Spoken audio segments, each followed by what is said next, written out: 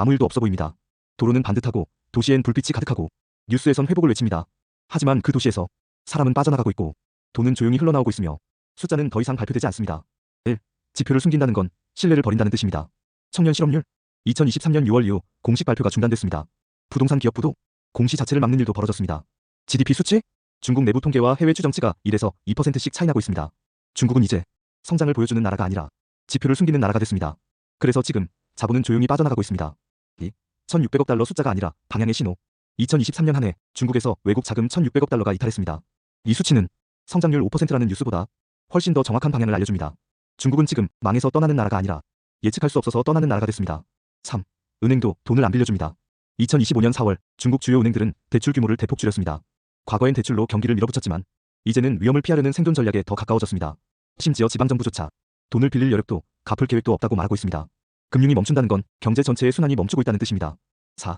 기업들은 조용히 중국을 떠나고 있습니다. 테슬라, 애플, 삼성 같은 기업들조차 생산 거점을 동남아, 인도, 미국 등으로 분산하고 있습니다. 중국이 무너지고 있어서가 아닙니다. 시장이 예측 불가능해졌기 때문입니다.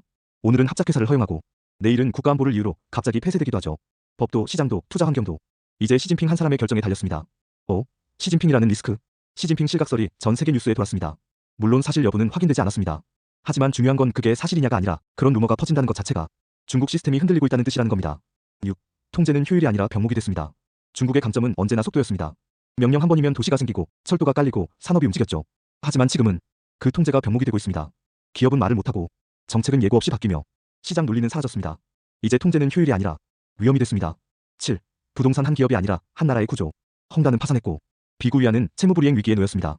이건 단순히 몇몇 기업의 문제가 아닙니다. 중국의 부동산 시스템은 지방정부 국유은행 개발사가 얽혀있는 국가구조 그 자체였기 때문입니다. 부동산이 흔들리면 지방재정과 금융 전체가 함께 흔들립니다. 자본으로 흥했으나 신뢰로 무너지고 있는 중국. 청년 실업률 21%, GDP 신뢰 붕괴, 기업 이탈, 자본 이탈, 루머 확산, 통계 중단. 이건 단순한 경기 침체가 아닙니다. 시스템에 대한 신뢰의 붕괴입니다. 숫자가 가려지고 소리가 사라지고 사람들이 말을 아낍니다. 거대한 구조는 무너질 때 소리를 내지 않습니다. 우리는 지금 그 조용한 붕괴의 신호들을 보고 있는지도 모릅니다.